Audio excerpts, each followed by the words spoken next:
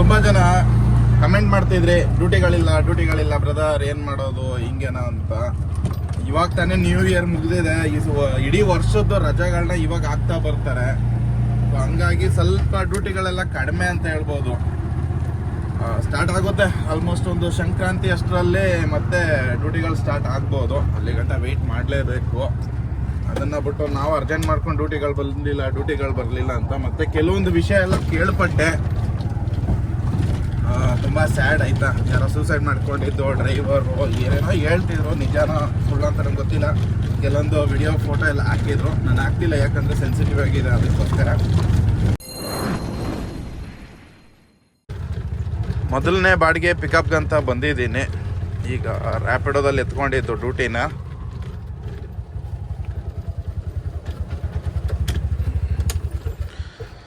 So ಇದು arrived ಅಂತ ಕೊಟ್ಬಿಟ್ಟು ಹಂಗೆ ಟೈಮ್ ಎಷ್ಟಪ್ಪ ಅಂತ ಕೇಳೋದಾದರೆ ಟೈಮ್ ನೋಡ್ಬೋದು. 9:51 ಆಗಿದೆ. ಸೊ ಅವ್ರು ಬರ್ತಿದಾರಲ್ಲ, ಅಲ್ಲಿ ಕಸ್ಟಮರ್ ಅವರೇ ಇರಬೇಕು. ಬನ್ನಿ ಹೋಗಿ ಪಿಕಪ್ ಮಾಡೋಣ. ಹೋಗ್ತಾ ತಿಳಿಸ್ಕೊಡ್ತೀನಿ ಇವತ್ತು ಯಾವ ಥರ ಇರುತ್ತೆ ಅಂತ. ಶನಿವಾರ ಇವತ್ತು 267 ರೂಪೀಸ್ ಆಗಿದೆ. ಕ್ಲೋಸ್ ಮಾಡ್ತಾ ಇದ್ದೀನಿ ನಾನು. ಸೇಮ್ ಕಸ್ಟಮರು ವಾಪಸ್ ಕರ್ಕೊಂಡ್ಬಂದ್ಬಿಟ್ಟೆ. ಅಲ್ಲೇ ಡ್ರಾಪ್ ಆಗಬೇಕಾದ್ರೆ 267. ಮತ್ತು ಇಲ್ಲೇ ಅವ್ರ ಮನೆಯಿಂದ ಒಂದು 2 ಕಿಲೋಮೀಟ್ರ್ ದೂರದಲ್ಲೇ ಇಳ್ಕೊಂಡ್ರು. ಇಲ್ಲಿ ಮುತ್ತನಲ್ಲೂರು ಕ್ರಾಸ್ ಏನಿದೆ ಅಲ್ಲಿದ್ದೀನಿ ಈಗ. 2 ಕಿಲೋಮೀಟ್ರ್ ದೂರದಲ್ಲೇ ಇಳ್ಕೊಂಡ್ರಲ್ವಾ, ಹಂಗಾಗಿ 30 ರೂಪಾಯಿ ಕಡಿಮೆ 500 ರೂಪಾಯಿ ಕೊಟ್ಟು ಹೋದ್ರು. ಅಪ್ ಆ್ಯಂಡ್ ಡೌನ್ ಎಲ್ಲ ಸೇರಿ 500 ರೂಪಾಯಿ ಆಗಿದೆ. ಸೊ ಆಲ್ಮೋಸ್ಟ್ 10 ಗಂಟೆಗೆ ಡ್ಯೂಟಿ ಸ್ಟಾರ್ಟ್ ಆಗಿದೆ. ಇಲ್ಲ ಗುರು, 9:30 ಇವಾಗಕ್ಕೆ 11 ಗಂಟೆ, ಆಲ್ಮೋಸ್ಟು 2 ಅವರ್. ಸೊ ಹೀಗೆ ಇಲ್ಲೇ ವೆಯ್ಟ್ ಮಾಡ್ತಾ ಇದ್ದೀನಿ. ಇನ್ನು ಇಲ್ಲಿಂದ ಎಲ್ಲಿಗೆ ಸಿಗುತ್ತೆ ನೋಡಬೇಕು. ಓಲಾ, ಊಬರು, ನಮ್ಮ ಯಾತ್ರೆ ಎಲ್ಲನೂ ಆನ್ ಮಾಡ್ಕೊಳೋದು, ಏನು ಮಾಡೋಕ್ಕಾಗಲ್ಲ. ಪರಿಸ್ಥಿತಿ ಹಂಗಿದೆ. ಡ್ಯೂಟಿಗಳು ಕಡಿಮೆ ಇದೆ ಅನಿಸ್ತಾ ಇದೆ. ಯಾವುದ್ರಲ್ಲಾದರೂ ಬರಲಿ, ಏನೋ ಮಾಡೋಕ್ಕಾಗಲ್ಲ. ಒಂದು 10 ರೂಪಾಯಿ 20 ರೂಪಾಯಿ ಕಡಿಮೆ ಆದರೂ ಪರವಾಗಿಲ್ಲ, ಆನ್ ಮಾಡ್ಕೊಳೋಣ. ಸುಮ್ಮನೆ ಟೈಮ್ ವೇಸ್ಟ್ ಮಾಡೋದು ಬೇಡ ಅಂತ ಅಷ್ಟೇ. ಸೊ ಹಾಗೆ ಇವು ಜಸ್ಟ್ ಮಿಸ್ ಆಯಿತು. ಈಜಿಪುರ ಗುರು 11 ಕಿಲೋಮೀಟ್ರಕ್ಕೆ. ಏನು ಮಾಡೋಕ್ಕಾಗಲ್ಲ ಬಿಡಿ, ವೆಯ್ಟ್ ಮಾಡೋಣ. ಸಿಗುತ್ತೆ ಸ್ವಲ್ಪ ಹೊತ್ತು ವೆಯ್ಟ್ ಮಾಡೋಣ, ಸಿಗುತ್ತೆ ಯಾವುದಾದ್ರೂ ಒಂದು. ಹಾಗೆ ಸ್ನೇಹಿತರೆ, ಯಾರ್ಯಾರು ತುಂಬ ಜನ ಕಮೆಂಟ್ ಮಾಡಿದ್ರಿ. ಅದೇನಪ್ಪ ಅಂತಂದರೆ ಡ್ರೈವರ್ಗಳು ಸೂಸೈಡ್ ಮಾಡ್ಕೊತಾ ಇದ್ದಾರೆ, ಆಮೇಲೆ ಈ ಥರ ಎಲ್ಲ. ಸೊ ನಾನು ಹೇಳೋದು, ಯಾವತ್ತೂ ಈ ಆಟೋನೇ ನಂಬ್ಕೊಂಡು ಜೀವನ ಮಾಡಬೇಡಿ. ಬೇರೆ ಕೆಲಸಗಳನ್ನು ಕೂಡ ಇದ್ದಾವೆ, ತುಂಬ ಕೆಲಸಗಳಿದೆ. ಅದನ್ನು ಕೂಡ ಟ್ರೈ ಮಾಡಿ. ಯಾಕೆ ಒಂದ್ರ ಮೇಲೆ ಡಿಪೆಂಡ್ ಆಗಿರ್ತೀರ? ಇದು ಎಷ್ಟು ದಿನ ನಡೀತದೆ ಅಷ್ಟು ದಿನ ಮಾಡ್ಕೊಳೋದು ಅಷ್ಟೇ. ಇದರಲ್ಲೇ ಡಿಪೆಂಡ್ ಆಗಿ ಇದರಲ್ಲೇ ನಾನು ಜೀವನ ಮಾಡ್ತೀನಿ, ಇದರಲ್ಲೇ ಹಿಂಗೆ ಸಾಕ್ತೀನಿ ಅಂತಂದರೆ ತುಂಬ ಕಷ್ಟ ಇದೆ. ಮತ್ತು ಮಾಡಿ ಒಂದು ಕೆರಿಯರು, ಇವಾಗ ನನಗೇನು ಇಲ್ಲ ಅನ್ನೋ ಸುಮ್ಮನೆ ಕೂರೋದ್ಕಿಂತನೂ ಏನೋ ಒಂದು ಮಾಡ್ತಾ ಇದ್ದೀನಿ, ಏನೋ ಒಂದು ದುಡಿಮೆ ಆಗುತ್ತೆ ಅನ್ನೋ ಲೆಕ್ಕಾಚಾರದಲ್ಲಿ ತಗೋಬೇಕು. ಮತ್ತು ನಮ್ಮಲ್ಲಿ ಡ್ಯೂಟಿಗಳಿದ್ದಾಗ ಯಾರೂ ಡ್ಯೂಟಿಗಳು ಮಾಡಲ್ಲ.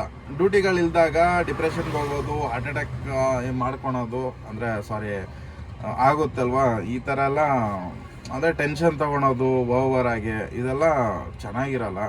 ಆಮೇಲೆ ಸೂಸೈಡ್ ಮಾಡ್ಕೊಳೋದು, ಏನ್ರಿ ಇದೆಲ್ಲ ಕೇಳಿದ್ರೆ ತುಂಬ ಬೇಜಾರಾಗುತ್ತೆ. ಆದಷ್ಟು ಈ ಒಂದು ಕೆಲಸದ ಮೇಲೇ ಡಿಪೆಂಡ್ ಆಗಿರಬೇಡಿ. ಮತ್ತು ಇಲ್ಲಿ ನೀವು ಎಷ್ಟಾಗುತ್ತೆ ಅಷ್ಟು ದುಡ್ಕೊಳಕ್ಕೆ ಟ್ರೈ ಮಾಡಿ. ಮತ್ತು ಬೇರೆ ಬೇರೆ ಫೀಲ್ಡ್ ಬಗ್ಗೆನೂ ಯೋಚನೆ ಮಾಡೋಕ್ಕೆ ಟ್ರೈ ಮಾಡಿ. ಬರೀ ಒಂದ್ರ ಮೇಲೇ ನೀವು ಡಿಪೆಂಡ್ ಆಗಿರ್ತೀನಿ, ನಾನು ಇದು ಒಂದೇ ಬಿಟ್ರೆ ನನಗೆ ಬೇರೆ ವಿಧಿನೇ ಇಲ್ಲ, ಬೇರೆ ದಾರಿನೇ ಇಲ್ಲ ಅನ್ನೋ ಲೆಕ್ಕಾಚಾರಕ್ಕೂ ಹೋಗೋಕ್ಕೆ ಹೋಗಬೇಡಿ. ಯಾಕಂದರೆ ನಿಮ್ಗೆಲ್ಲರಿಗೂ ಗೊತ್ತಿದೆ, ಈ ಕೆಲಸನೂ ಏನು ಪರ್ಮನೆಂಟ್ ಅಲ್ಲ, ಶಾಶ್ವತ ಅಲ್ಲ. ಒಂದು ಸತಿ ಎಲ್ಲ ಗಾಡಿ ಅಪ್ಸೆಟ್ ಆಯಿತು, ಇಲ್ಲ ಆಕ್ಸಿಡೆಂಟ್ ಆಯಿತು ಅಂತಂದರೆ, ಕೈಯೋ ಕಾಲ ಹೋಯ್ತು ಅಂದರೆ ಮತ್ತು ಈ ಕೆಲಸ ಮಾಡೋಕ್ಕಾಗಲ್ಲ. ಹಂಗಾಗಿ ಹೊಸ ಸ್ಕಿಲ್ಗಳನ್ನ ಕಲ್ತ್ಕೊಳೋದು ಬೆಟರು. ಎಲ್ಲದಕ್ಕೂ ಸೂಸೈಡ್ ಒಂದೇ ಪರಿಹಾರ ಆಗಿದ್ರೆ ಪ್ರಪಂಚ ಹೆಂಗಿರಬೇಕಿತ್ತು ಯೋಚನೆ ಮಾಡಿ. ಸೊ ನಾನು ಕೇಳ್ಪಟ್ಟಂಗೆ ಕಮಿಟ್ಮೆಂಟ್ ಜಾಸ್ತಿ, ಬಾಡಿಗೆ ಕಟ್ಟೋಕ್ಕಾಗಿಲ್ಲ, ಗಾಡಿ ಲೋನು ಪಾಸ್ ಮಾಡೋಕ್ಕಾಗಿಲ್ಲ, 2 ತಿಂಗಳು 3 ತಿಂಗಳು ಡಿಯೋ ಉಳ್ಕೊಂಡೈತೆ. ಅಂತೆಲ್ಲ ಕೇಳ್ಪಟ್ಟೆ. ತುಂಬ ಬೇಜಾರಾಗುತ್ತೆ ಹಿಂಗೆಲ್ಲ ಕೇಳೋಕ್ಕೆ. ಆದಷ್ಟು ಇವಾಗ ನಿಮ್ಮ ಗಾಡಿ ಮೇಲೆ ಸಾಲ ಇದೆಯಾ, ಆಟೋ ಮೇಲೆ ಸಾಲ ಇದ್ದರೆ ಬೇರೆ ಹೊಸ ಸಾಲ ಮಾಡ್ಕೊಳಕ್ಕೆ ಹೋಗ್ಬೇಡಿ. ಫ್ರಿಜ್ ತೊಗೊಳಕ್ಕೆ, ವಾಷಿಂಗ್ ಮಿಷಿನ್ ತೊಗೊಳಕ್ಕೆ, ಟಿ ವಿ ತೊಗೊಳಕ್ಕೆ ಅಂಥದಕ್ಕೆ ತೊಗೊಳಕ್ಕೆ ಹೋಗ್ಬೇಡಿ. ಫಸ್ಟು ನಿಮ್ಮದು ಗಾಡಿದೇನಿದೆ, ನಿಮ್ಮ ಮನೆ ಅಂದರೆ ಊಟ ಮೇಯ್ನ್, ಮನೆ ನಡ್ಸ್ಕೊಂಡು ಹೋಗೋದು, ಗ್ರೋಸರಿ, ಸ್ಕೂಲ್ ಫೀಸ್ ಇದ್ದರೆ ಸ್ಕೂಲ್ ಫೀಸು, ಗಾಡಿ ಲೋನು, ಇಂಥದ್ರ ಕಡೆನೇ ಗಮನ ಕೊಡಿ. ನಾನು ಅಬ್ಸರ್ವ್ ಮಾಡಿದ್ದೀನಿ, ನನಗೆ ಗೊತ್ತಿರೋರು ಎಷ್ಟೋ ಜನ ಇದ್ದಾರೆ. ಅವ್ರು ಕೂಡ ಹೆಂಗೆ ಅಂತಂದರೆ 120% ಕಮಿಟ್ಮೆಂಟ್ ಇಟ್ಕೊಂಡಿರ್ತಾರೆ. ಕಮಿಟ್ಮೆಂಟ್ ಇಟ್ಕೊಂಡಿದ್ರು ಕೂಡ ಅದ್ರ ಜೊತೆಗೆ ಕುಡಿಯೋದು, ಆಮೇಲೆ ಡ್ಯೂಟಿಗೆ ಮಾಡದೇ ಇರೋದು, ಸ್ಟ್ಯಾಂಡ್ಗಳಲ್ಲಿ ಹೋಗ್ಬಿಟ್ಟು ಬೇಕಾಬಿಟ್ಟಿ ಕೇಳೋದು, ಇಲ್ಲಿ ನಿಯರೆಸ್ಟ್ ಇತ್ತು ಅಂದರೆ 200 ಕೊಡಿ 300 ಕೊಡಿ ಅಂತ ಹೇಳೋದು, ಅವುಗಳು ಆಗಲ್ಲ, ಆ ಸ್ಟ್ಯಾಂಡಲ್ಲಿ ಬರೋದಿಲ್ಲ ಆಯಿತಾ. ಹಂಗಾಗಿ ಸೊ ಆ ಥರ ನನಗೂ ಮುಂಚೆ ಸ್ಟ್ಯಾಂಡ್ ಇತ್ತಪ್ಪ. ನಾನು ಇವಾಗ ಸ್ಟ್ಯಾಂಡಲ್ಲಿ ಗಾಡಿ ಹಾಕೋದೇ ಇಲ್ಲ. ನನಗೇನಿದೆ ಓಲಾ, ಊಬರ್, ನಮ್ಮ ಹೆಸರು ರ್ಯಾಪಿಡೋ, ಯಾವ್ದು ಇದರಲ್ಲಿ ಯಾವ್ದು ಬರುತ್ತೆ ಅದರಲ್ಲಿ ಹೊಡ್ಕೊಂಡು ಹೋಗೋದು. ಇವ್ರಿಗೂ ಅಷ್ಟೇ, ಒಂದೇ ಅಪ್ಲಿಕೇಶನ್ ನಂಬ್ಕೊಂಡು ಕೂಡ ಡ್ಯೂಟಿ ಮಾಡೋಕ್ಕಾಗಲ್ಲ. ಎಲ್ಲ ಅಪ್ಲಿಕೇಶನ್ ಕೂಡ ಆನ್ ಮಾಡಬೇಕು, ಯಾವುದ್ರಲ್ಲಿ ಬರುತ್ತೆ ಅದ್ರಲ್ಲಿ ಹೋಗೋದೇ ಬೆಟರು ಆಯಿತಾ. ಇವ್ರ ಬಿಸ್ನೆಸ್ ನೋಡ್ತಿದ್ದಾರೆ, ಅಪ್ಲಿಕೇಶನ್ ಅಗ್ರಿಕೇಟರ್ ಕಂಪ್ನಿಯವರು. ನಾವು ನಮ್ಮ ಬಿಸ್ನೆಸ್ ನೋಡಬೇಕಾಗುತ್ತೆ, ನಮ್ಮ ಬಗ್ಗೆ ಯೋಚನೆ ಮಾಡಬೇಕಾಗುತ್ತೆ. ಮತ್ತು ಬೆಂಗಳೂರು ಪರಿಸ್ಥಿತಿ, ಧೂಳು, ಪೊಲ್ಯೂಷನ್ ಎಲ್ಲ ಗೊತ್ತಿದೆ.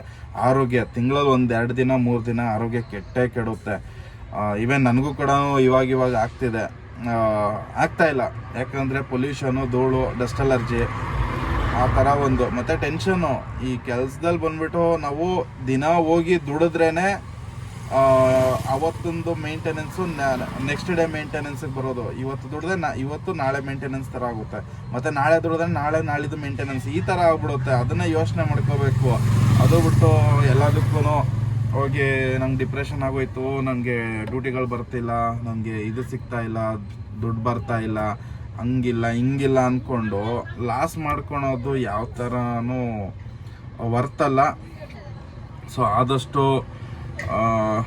ಆದಷ್ಟು ಈ ಥರ ನಿರ್ಧಾರ ಮಾಡೋದ್ಕಿಂತನೂ ನೋಡಿ ಯಾವ್ದು ಮಾಡ್ತೀವಿ. ಮತ್ತು ಡ್ಯೂಟಿಗಳಿಲ್ಲ ಹಿಂಗೆಲ್ಲ ಹೇಳ್ತಿದಾರಲ್ವ, ನಾನು ಹೇಳೋದು ಹೊಸ ಗಾಡಿಗಳು ತಗೋಬೇಡಿ, ಸೆಕೆಂಡ್ ಹ್ಯಾಂಡ್ ಗಾಡಿಗಳು ತಗೊಳ್ಳಿ. ಯಾಕೆ ಹೊಸ ಗಾಡಿನ ತೊಗೊತೀರಾ? ಸೆಕೆಂಡ್ ಹ್ಯಾಂಡ್ ಗಾಡಿಗಳು ಇವಾಗೆಲ್ಲ CNG ಗಾಡಿಗಳೇ ಸಿಗ್ತಾ ಇದೆ ತುಂಬ ಕಡೆ. ಅದನ್ನು ತಗೊಳ್ಳಿ, ಅದರಲ್ಲಿ ದುಡಿಯೋಕ್ಕೆ ಟ್ರೈ ಮಾಡಿ. ಮತ್ತು ಈ ಆದಷ್ಟು ಸೇಟು ಫೈನಾನ್ಸ್ಗಳಿಂದ ದೂರ ಇರಿ. ಅನ್ವಾಂಟೆಡು ಫೈನಾನ್ಸ್ಗಳನ್ನ ಮಾಡ್ಕೊಳೋಕೆ ಹೋಗ್ಬೇಡಿ. ಎಕ್ಸಾಂಪಲ್ ಮೊಬೈಲ್ಗಳನ್ನ ತಗೊಳೋದು, ನಮಗೆ ನೆಸಸರಿ ಇರೋದು ಒಂದು 15,000 20,000 ಮೊಬೈಲು, ಹೋಗಿ ತಗೊಳೋದು 40,000 50,000 ಮೊಬೈಲು. ಇದೆಲ್ಲ ಒಂದು ಕಮಿಟ್ಮೆಂಟ್. ಇವಾಗ ಎಲ್ಲದಕ್ಕೂ ಲೋನ್ ಸಿಗುತ್ತೆ, ಹೋದ್ರೆ ಸಾಕು, ಬನ್ನಿ ಲೋನ್ ಅಂತ. ನನಗೂ ಒಂದು ದಿನಕ್ಕೆ 3 ಲಕ್ಷ ಕೊಡ್ತೀವಿ, 5 ಲಕ್ಷ ಕೊಡ್ತೀವಿ, ಫೋನ್ ಮಾಡ್ತಾರೆ, ಪ್ರೀ ಅಪ್ರೂವ್ಡು. ನಾನು ಕ್ರೆಡಿಟ್ ಕಾರ್ಡ್ ಯೂಸ್ ಮಾಡ್ತೀನಿ, ನನ್ನ ಕ್ರೆಡಿಟ್ ಕಾರ್ಡ್ ಮೇಲೆ ಕೂಡ ಅಷ್ಟೇ 3 ಲಕ್ಷ 5 ಲಕ್ಷ 10 ಲಕ್ಷ ಅಂತ ಲೋನ್ ಸಿಗುತ್ತೆ, ತಗೊಳ್ಳಿ ಅಂತ. ಅದೆಲ್ಲ ತಗೊಂಡು ಕೂತ್ಕೊಂಡ್ರೆ ಕಟ್ಟೋದು ಹೆಂಗೆ? ಸೊ ಬ್ಯಾಡ್ದಿದ್ದು ಕಮಿಟ್ಮೆಂಟ್ ಮಾಡ್ಕೊಂಡೇ ಇರೋದೇ ಬೆಟರ್. ಇವಾಗ ಒಂದು ಎಕ್ಸಾಂಪಲ್, ನೀವು ಎಲ್ಲ 1 ಲಕ್ಷ ಕೊಡ್ತಿದ್ದಾರೆ ಅಂತ ಎತ್ಕೊಂಡ್ಬಿಟ್ರೆ ಅದಕ್ಕೊಂದು 20%, 25%, 30% ಎಲ್ಲ ಈ ಪ್ರೈವೇಟ್ ಅಪ್ಲಿಕೇಶನಲ್ಲಿ ಬರ್ತಿರೋದೆಲ್ಲ ಅದೇನೆ. ನೀವು ಅದರಲ್ಲಿ ಎತ್ಕೊಂಡ್ಬಿಟ್ರೆ ಯೋಚನೆ ಮಾಡಿ, ಅಲ್ಲೇ 3,000 4,000 ಬರೀ ಬಡ್ಡಿನೇ ಕಟ್ಟಬೇಕಾಯ್ತದೆ. 1 ಲಕ್ಷ ಏನಾದರೂ ನಾವು ಲೋನ್ ಎತ್ಕೊಂಡ್ರೆ. ಆಮೇಲೆ ಅದೊಂದು ಎಕ್ಸ್ಟ್ರಾ ಕಮಿಟ್ಮೆಂಟ. ಅವಾಗ ಏನು ಮಾಡ್ಬಿಡ್ತೀವಿ, ಹೆಂಗೂ ನಮ್ಮ ಹತ್ರ 1 ಲಕ್ಷ ದುಡ್ಡು ಬಂದೈತೆ ಬಿಡಪ್ಪ ಇನ್ನೂ ಅಂತ ಅದನ್ನು ತೀರಿಸ್ಬೇಕು, ಅದನ್ನು ಮೇಂಟೈನ್ ಮಾಡಬೇಕು. ಅದು ಏನಾದರೂ ಒಳ್ಳೇದಕ್ಕೆ ಉಪಯೋಗಿಸ್ಕೊಳಲ್ಲ. ಹೆಂಗೂ ದುಡ್ಡು ಐತೆ, ಒಂದು ವಾರ 15 ದಿವಸ ಅಲ್ಲಿ ಇಲ್ಲಿ ತಿರ್ಗಾಡೋಣ, 1 ತಿಂಗಳು ಹೆಂಗೋ ಅದರಲ್ಲೇ ಮೇಂಟೈನ್ ಆಗೋಯ್ತದೆ. ಗಾಡಿನೂ ಓಡಿಸಲ್ಲ ಕರೆಕ್ಟಾಗಿ. ಗಾಡಿಗೆ ಹೋದ್ರೂ ಬಿಡಪ್ಪ ಹಿಂಗೆ ಅಕೌಂಟಲ್ಲಿ ದುಡ್ಡು ಐತಲ್ಲ, ಹಿಂಗೆ ಮ್ಯಾನೇಜ್ ಮಾಡ್ಬೋದು ಅನ್ನೋ ಮೈಂಡಿಗೆ ಬಂದ್ಬಿಡುತ್ತೆ. ಬಟ್ ಏನಾದರೂ ಅದು ನಮ್ಮ ದುಡ್ಡಲ್ಲ, ಅದನ್ನು ನಾವು ಮೈಂಡಲ್ಲಿ ಇಟ್ಕೋಬೇಕಾಗುತ್ತೆ. ಸೊ ಯಾರಾದರೂ ದಯವಿಟ್ಟು ಇಂಥರ ನಿರ್ಧಾರಕ್ಕೆ ಎಲ್ಲ ಹೋಗಕ್ಕೆ ಹೋಗಬೇಡಿ. ಒಂದೇ ಕೆಲಸದ ಮೇಲೆ ಕೂಡ ಸ್ಟಿಕ್ ಆನ್ ಆಗಬೇಡಿ. ಹೊಸದಾಗಿ ಏನಾದರೂ ಕಲೀಲಿ. ಎಷ್ಟೋ ಇದಾವೆ ಗುರು, ನಾನು ನೋಡ್ದಂಗೆ ನಮ್ಮ ಆಟೋದಲ್ಲೇ ಆಟೋ ಓಡಿಸೋರೇ ಕೆಲವೊಬ್ಬರೆಲ್ಲ ಫ್ರೂಟ್ ಬಿಸ್ನೆಸ್ಸು, ತರಕಾರಿ ಬಿಸ್ನೆಸ್ಸು ಈ ಥರಕ್ಕೆಲ್ಲ ಇಳಿದ್ಬಿಟ್ಟಿದ್ದಾರೆ ನಮ್ಮ ಆಟೋದಲ್ಲಿ ಎತ್ಕೊಂಡು ಹೋಗೋದು. ಮತ್ತು ಕೆಲವೊಬ್ಬರೆಲ್ಲ ಆಟೋನಲ್ಲೇ ಈ ಊಟ ತೊಗೊಂಡೋಗಿ ಅಲ್ಲಿ ಒಂದು ಟೇಬಲ್ ಹಾಕಿ ಸಪ್ಲೈ ಮಾಡೋದು ಎಷ್ಟೋ ಮಾಡ್ತಿದ್ದಾರೆ. ಅದಕ್ಕೆಲ್ಲ ಯೋಚನೆ ಮಾಡಿ. ಅದೇನೋ ಗೊತ್ತಿಲ್ಲಪ್ಪ, ಕೆಲವೊಬ್ಬರೆಲ್ಲ ಇದು ಬಿಟ್ರೆ ನನಗೆ ಬೇರೆ ಇಲ್ಲವೇ ಇಲ್ಲ ಅಂತ ಅಷ್ಟೇ ಗುರು. ಎಷ್ಟು ದಿನ ನಡೀತಾ ಇದೆ ಅಷ್ಟು ದಿನ ಮಾಡ್ಕೊಳೋದು. ನೀವು ಇದರಿಂದನೇ ದೊಡ್ಡದಾಗಿ ದುಡಿಮೆ ಮಾಡ್ತೀನಿ, ನಾನು ದೊಡ್ಡ ಶ್ರೀಮಂತ ಆಗ್ತೀನಿ ಅಂತಂದರೆ ಕಷ್ಟ ಇದೆ. ಈ ಕೆಲಸದಲ್ಲಿ ಆಗಲ್ಲ. ಜೀವನ ನಡೀತದೆ ಅಷ್ಟಕ್ಕೆ ಮಾತ್ರ ನೀವು ಯೋಚನೆ ಮಾಡಬೇಕೇ ಹೊರತು ಆಟೋದಲ್ಲೇ ನಾನು ದೊಡ್ಡ ಶ್ರೀಮಂತ ಆಗೋಯ್ತೀನಿ, ಕೋಟ್ಯಾಧಿಪತಿ ಆಯ್ತೀನಿ ಅಂತಂದರೆ ಕಷ್ಟ ಇರೋವಂಥದ್ದು. ಬಿಸ್ನೆಸ್ ಯಾವಾಗಲೂ ಒಂದೇ ಥರ ಇರೋಲ್ಲ. ಯಾವುದು ಡ್ಯೂಟಿ ಸಿಗುತ್ತೋ ಅದನ್ನು ಮಾಡಬೇಕು. ಆಮೇಲೆ ಅಷ್ಟೇ, ಏನು ಹೇಳಿ ಎಷ್ಟು ಹೇಳಿದ್ರು ಕಡಿಮೆನೇ. ಹೇಳ್ತಾ ಹೋದರೆ ತುಂಬ ದೊಡ್ಡದಾಗ್ತಾ ಹೋಗುತ್ತೆ ವಿಡಿಯೋ. ಸೊ ನೋಡೋಣ. ಇವಾಗ ನೋಡಿ ಒಂದು 500 ರೂಪಾಯಿ ಮಾಡಿಕೊಂಡು ಕೂತಿದ್ದೀನಿ. ಯಾವುದಾದ್ರೂ ಡ್ಯೂಟಿ ಬಂದರೆ ಹಾಕ್ಕೊಂಡು ಹೋಗೋಣ. ಈಗ ಎಲ್ಲಿದ್ದೀನಿ ಅಂತ ಕೇಳೋದಾದರೆ ಚಿಕ್ಕಪೇಟೆನಲ್ಲಿದ್ದೀನಿ. BVK ರೈಂಗಾ ರೋಡಲ್ಲಿ ಫುಲ್ಲು ರೋಡ್ ಜಾಮ್ ಆಗೈತೆ. ಎಲ್ಲೆಲ್ಲಿಗೋ ಡ್ಯೂಟಿಗಳು ಬರ್ತೈತೆ. ಇಲ್ಲೇ ಕಸ್ಟಮರ್ ಡ್ರಾಪ್ ಲೊಕೇಶನ್ನು. ನನಗೆ ಹೋಗಿ ಡ್ರಾಪ್ ಮಾಡುವ. ತುಂಬ ಜನ ಕೇಳ್ತಿದ್ರಿ ಚಿಕ್ಕಪೇಟೆ ಆ ಕಡೆ ಎಲ್ಲ ಹೋಗಲ್ವ ಅಂತ. ಸೊ ಬಂದಿದ್ದೀನಿ ನೋಡಿ. ಚಿಕ್ಕಪೇಟೆಯಿಂದ ಇಲ್ಲಿ ದೊಡ್ಡಬಳ್ಳಾಪುರ ರೋಡು ಅಂದರೆ ಯಲಹಂಕ ಹತ್ರಕ್ಕೆ ಒಂದು ಡ್ಯೂಟಿ ಬಂದೆ. ನೋಡ್ಬೋದು ಯಲಹಂಕ ದೊಡ್ಡಬಳ್ಳಾಪುರ ರೋಡಲ್ಲಿ ಇದ್ದೀನಿ. ಇನ್ನು ಇಲ್ಲಿಂದ ಇನ್ನು ಯಾವ ಕಡೆಗೆ ಸಿಗುತ್ತೆ ಅಂತ ನೋಡಬೇಕು. 3 ಅಪ್ಲಿಕೇಶನ್ ಆನ್ ಮಾಡಿದ್ದೀನಿ. ಇನ್ನು ಇಲ್ಲಿಂದ ಯಾವುದಾದ್ರೂ ಡ್ಯೂಟಿ ಹಾಕ್ಕೊಂಡು ಹೋಗಬೇಕು. ಟೋಟಲ್ ಈಗ ಎಷ್ಟು ಅರ್ನಿಂಗ್ಸ್ ಆಗಿದೆ ಅಂದರೆ 1,000 ಆಗಿದೆ. ಆಯಿತಾ, ಟೈಮ್ ನೋಡ್ಬೋದು 2 ಗಂಟೆ 50 ನಿಮಿಷ ಆಗೈತೆ. ಇಲ್ಲೇ ಊಟ ಮಾಡ್ಕೋಬೇಕೀಗ. ಊಟ ಮಾಡಿಕೊಂಡು ಇಲ್ಲಿಂದ ಯಾವುದಾದ್ರೂ ಬೇಗ ಒಂದು ಡ್ಯೂಟಿ ಹಾಕ್ಕೊಂಡು ಫಸ್ಟು ಇಲ್ಲಿಂದ ಜಾಗ ಖಾಲಿ ಮಾಡಬೇಕು. ಇನ್ನೊಂದು ವಿಷಯ ಹೇಳಬೇಕು ಅಂತ ಅಂದರೆ, ಇವತ್ತು ಶನಿವಾರ ಇದೆ. ಯಾವುದಾದ್ರೂ ಒಂದು MG ರೋಡು, ಇಂದಿರಾನಗರ ಏನೋ ಒಂದು ಸಿಕ್ಬಿಟ್ರೆ ಸೂಪರಾಗಿರುತ್ತೆ ಅಂತ ಹೇಳ್ಬೋದು. ನೋಡೋಣ, ಊಟ ಮಾಡಿಕೊಂಡು ಮಿಕ್ಕಿದ್ದು ಏನು ಮಾಡೋದಂತ ಡಿಸೈಡ್ ಮಾಡ್ತೀನಿ. ಸೊ ಫಸ್ಟ್ ಹೋಗಿ ಈಗ ಊಟ ಮಾಡೋಣ. ಹಾಗೆ ಏನಪ್ಪ ಇದು ಅಂತಂದರೆ, ರೋಡಲ್ಲಿ ಸಿಕ್ಕಾಬಟ್ಟೆ ಧೂಳಲ್ವಾ, ಅದಕ್ಕೋಸ್ಕರ ಇದೊಂದು ತಗೊಂಡೆ. 30 ರೂಪಾಯಿ ಇದಕ್ಕೊಂದು. ಯಾರೆಲ್ಲ ಆಟೋ ಓಡಿಸ್ತೀರಾ ಅವ್ರಿಗೆಲ್ಲ ಯೂಸ್ ಆಗುತ್ತೆ ಇದರಿಂದ. ಸೊ ಯಾರಾದರೂ ಈ ಥರದೊಂದು ತಗೊಳ್ಳಿ, ಧೂಳಿಂದ ಸ್ವಲ್ಪ ಅವಾಯ್ಡ್ ಆಗ್ಬೋದು. ಫೈನಲಿ ಮನೆಗೆ ಬಂದಾಯಿತು. ಟೈಮ್ ಎಷ್ಟಪ್ಪ ಅಂತ ಕೇಳೋದಾದರೆ ನೋಡ್ಬೋದು 21:22 ಅಂದರೆ 9 ಗಂಟೆ 22 ನಿಮಿಷ ಆಗೈತೆ. ಸೊ ಈಗ ಜಸ್ಟ್ ಬಂದೆ. ಬನ್ನಿ ಒಂದೊಂದೇ ಲೆಕ್ಕ ಮಾಡ್ಕೊಳ್ಳೋಣ ಇವತ್ತಿನ ಅರ್ನಿಂಗ್ಸ್ ಎಷ್ಟಾಗಿದೆ ಅಂತ. ನೋಡ್ಬೋದು 697 ರೂಪಾಯಿ ಯಾವುದು ಇದು ರ್ಯಾಪಿಡೋದಲ್ಲಿ. ಹಾಗೆ ಊಬರಲ್ಲಿ ಒಂದು 573 ರೂಪಾಯಿ ಮಾಡ್ಕೊಂಬಂದಿದ್ದೀನಿ. ಸೊ ಇಷ್ಟು ಇವತ್ತಿನ ಅರ್ನಿಂಗ್ಸು. ಅಂದರೆ ಸ್ವಲ್ಪ ಅರ್ನಿಂಗ್ಸ್ ತೋರಿಸ್ತಾ ಇಲ್ಲ. ತುಂಬ ಜನ ಕಾಲ್ ಮಾಡಿ ಅರ್ನಿಂಗ್ ತೋರಿಸ್ಬೇಡಿ ಬ್ರದರ್ ಅದು ಇದು ಅಂತ ಹೇಳ್ತಿದ್ದಾರೆ. ಟಾರ್ಗೆಟ್ ಅಚೀವ್ ಆಯಿತು ಅಂತ ಕೇಳೋದಾದರೆ ಇಲ್ಲ, ಟಾರ್ಗೆಟ್ ಅಚೀವ್ ಆಗಿಲ್ಲ. ಆಲ್ಮೋಸ್ಟು ಟಾರ್ಗೆಟ್ಗೆ ಒಂದು 500-600 ರೂಪಾಯಿ ಕಮ್ಮಿ ಆಯಿತಾ. ಸೊ ಆಲ್ಮೋಸ್ಟ್ ಅಷ್ಟು ಮಾಡ್ಕೊಂಬಂದಿದ್ದೀನಿ. ಟೈಮ್ ಎಲ್ಲಪ್ಪ ನನಗೆ ತುಂಬ ವೇಸ್ಟ್ ಆಗಿತ್ತು ಅಂದರೆ ಯಲಹಂಕ ನ್ಯೂ ಟೌನಲ್ಲಿ ಲಾಸ್ಟಿಗೆ ತಲೆ ಕೆಟ್ಟೋಗಿ ಏನು ಮಾಡಿದೆ, ಅಲ್ಲಲ್ಲೇ ತಿರ್ಗಾಡಕ್ಕೆ ಸ್ಟಾರ್ಟ್ ಮಾಡಿಬಿಟ್ಟೆ. ಸುಮ್ಮನೆ ಡೈರಿವರೆಗೂ ಹೋಗೋದು, ಅಲ್ಲೆಲ್ಲ ಬರೋದು ಸುಮ್ಮನೆ ನನಗೆ. ಯಾಕೆಂದರೆ ಟೆನ್ಷನ್ ಆಗೋಯ್ತು. 2:45 ಆಲ್ಮೋಸ್ಟು 5:15ವರೆಗೂ ಯಾವುದೇ ಥರ ಒಂದು ಡ್ಯೂಟಿ ಬೀಳಲಿಲ್ಲ. ಅಂದರೆ ಮಧ್ಯದಲ್ಲಿ ಒಂದು ಡ್ಯೂಟಿ ಸಿಕ್ತು ನನಗೆ. ಬಟ್ ಏನಂತಂದರೆ ಆ ಡ್ಯೂಟಿ ಬೇರೆ ಯಾರೋ ಹೊಡ್ಕೊಂಡ್ರು. ಸೊ ನಾನು ಹಿಂದೆ ಇದ್ದಿದ್ದ ಗಾಡಿ ಅದು ಅಶೋಕ್ ನಗರಕ್ಕೆ MG ರೋಡ್ ಹತ್ರಕ್ಕೆ ಅದೊಂದು ಸಿಕ್ಬಿಟ್ಟಿದ್ರೆ ನನ್ನ ಟಾರ್ಗೆಟ್ ಇವತ್ತು ಅಚೀವ್ ಆಗಿರೋದು. ಹಾಗೆ ತುಂಬ ಜನ ಕೇಳ್ತಿದ್ವಿ ಅದೇನಪ್ಪ ಅಂತಂದರೆ ಡ್ಯೂಟಿಗಳು ಬೀಳ್ತಾನೆ ಇಲ್ಲ, ಯಾಕೆ ಅಂತ. ಸೊ ನಾನು ಯಾಕೆ ಅಂದರೆ ನಾನು ಏನು ಹೇಳಿ. ಸೊ ನಿಮ್ಮೆಲ್ಲರಿಗೂ ಗೊತ್ತಿದೆ, ಚಳಿ ಇದೆ. ಒಂದು 7 ಗಂಟೆ ಮೇಲೆ ಗಾಡಿಗಳು ಓಡ್ಸೋಕ್ಕಾಗಲ್ಲ, ಹೆವಿ ಚಳಿ. ಮತ್ತು ಬೆಳಗ್ಗೆ ಕೂಡ ಅಷ್ಟೇ ಅಲ್ವಾ, ಒಂದು 8-9-10 ಗಂಟೆ ಆದರೂ ಕೂಡ ಸಿಕ್ಕಾಬಟ್ಟೆ ಚಳಿ ಹೊಡಿತದೆ. ಆ ರೀಸನ್ನಿಂದ ಅಷ್ಟೇ. ಇನ್ನೊಂದು ಸಂಕ್ರಾಂತಿ ಕಳೆದ ಮೇಲೆ ಡ್ಯೂಟಿಗಳು ಸ್ಟಾರ್ಟ್ ಆಗುತ್ತೆ. ಸೊ ಬ್ಯಾಕ್ಗ್ರೌಂಡ್ ನಾಯ್ಸು, ನಾಯಿಗಳು ಬೊಗಳ್ತಾ ಇದೆ ಅಲ್ವಾ, ಬೊಗಳ್ತವೆ. ನಾಯಿ ಅಂದಮೇಲೆ ಅದ್ರ ಬಗ್ಗೆ ಎಲ್ಲ ತಲೆ ಕೆಡ್ಸ್ಕೊಳಕ್ಕೆ ಹೋಗಬೇಡಿ, ಅದನ್ನು ಅವಾಯ್ಡ್ ಮಾಡಿ ಆಯಿತಾ. ಸೊ ಸ್ನೇಹಿತರೆ ಇಷ್ಟೇ, ಇನ್ನೇನು ಹೇಳಲಿ.